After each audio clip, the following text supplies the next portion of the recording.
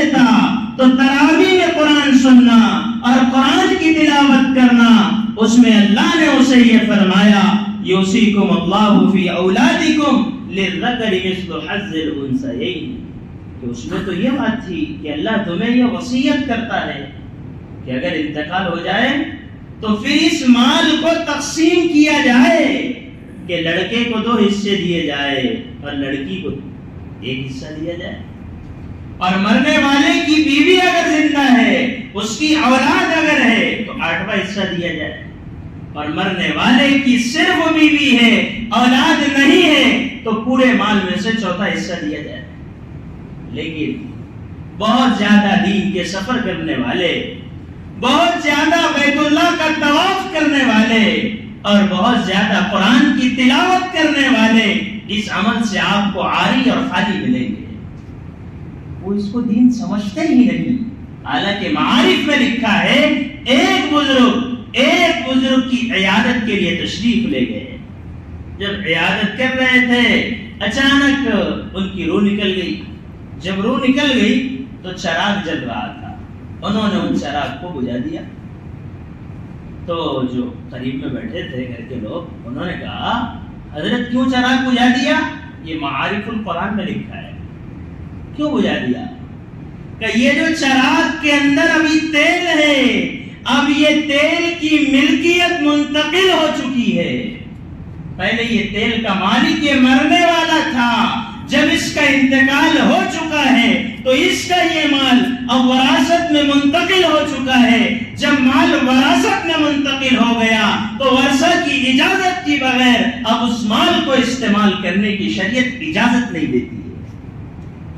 لیکن قرآن کو سمجھا نہیں ہے، تو اس لیے لوگ مدرسے میں پیسہ خرچ کرنے کو نیکی سمجھتے ہیں، بیت اللہ کا ہر سال سفر کرنے کو نیکی سمجھتے ہیں، یہ سارے اعمال کو تو نیکی سمجھ لیا، لیکن بہن کا جو حصہ وراثت میں ہے اس کو دینے کو دین سمجھا نہیں۔ حالانکہ علماء نے لکھا ہے اس مال کا استعمال کرنا شرعاً اس کے لیے جائز نہیں، اس لیے کہ حکم انسانوں کا نہیں، حکم رب کائنات کا ہے۔ اس لیے قرآن صرف پڑھنا نہیں ہے بلکہ قرآن کو سمجھنا بھی ہے۔ قرآن کیسے سمجھیں گے؟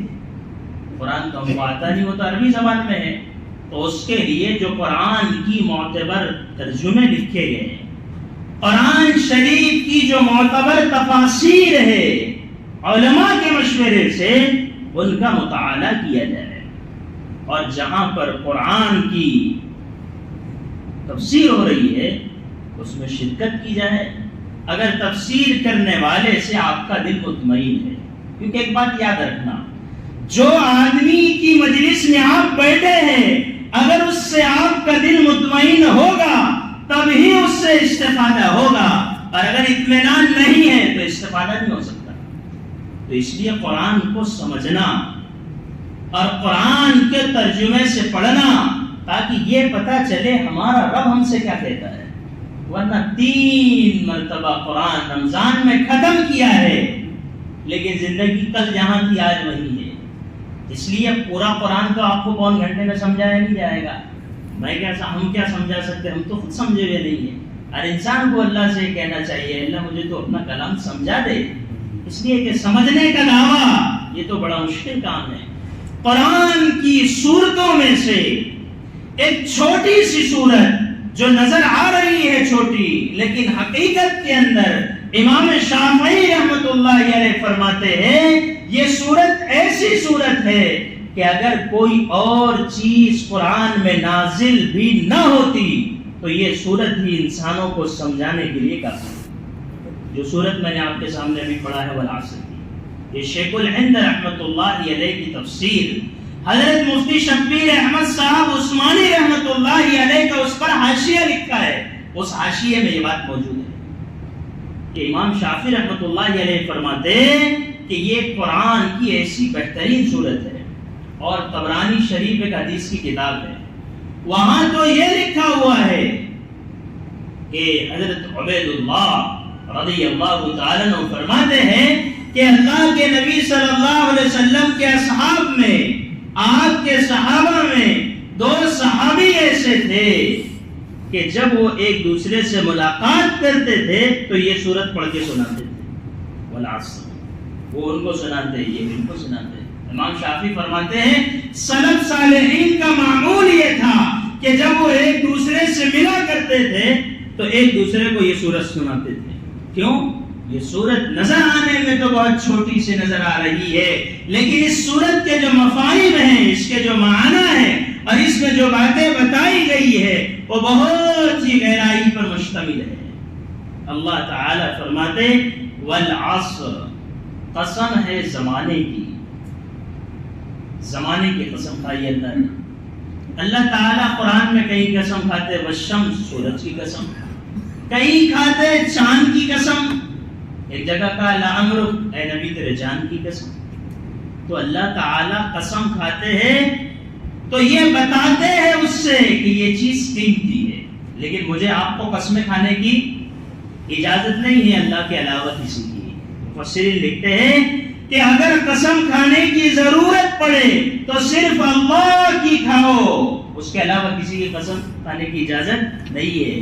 لیکن اللہ اگر کھاتے ہیں اس کی اہمیت بتاتے ہیں۔ زمانے کی قسم کھائی، ایک تفسیر زمانے کی ہے، ایک تفسیر اثر کے وقت کی ہے۔ زمانے کی قسم کھا کر یہ بات بتائی جا رہی ہے کہ انسان کا وقت، دنیا کی گھڑی، دنیا کا لمحہ، دنیا کا ایک ایک سیکنڈ یہ بہت زیادہ قیمتی ہے۔ اور قیمتی کیوں ہے؟ کہ زندگی ایک بار ملی ہے، بار بار نہیں ملے گی۔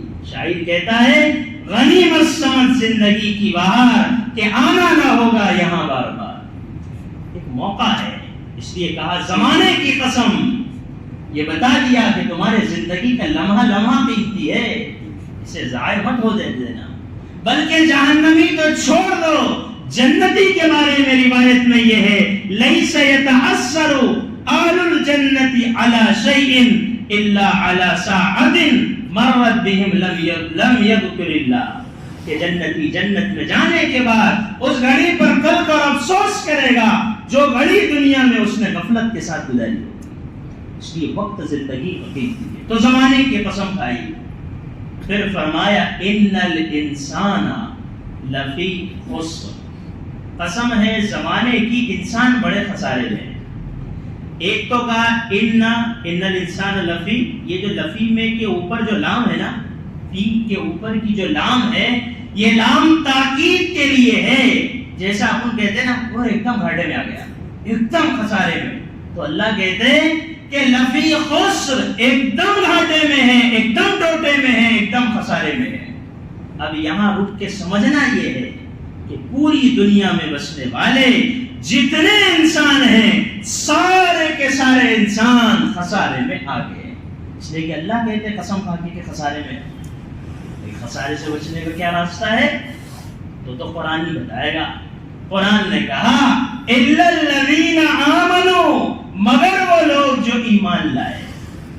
اب اگر ایمان لانے سے پورے خسارے سے نکل جاتے تو یہ صورت یہاں مکمل ہو جاتی۔ ارے بولو صورت مکمل ہوئی کیا؟ ابھی تو کچھ بھی مکمل نہیں ہوگا۔ الا الذین آمنوا، مگر وہ لوگ جو ایمان لائے۔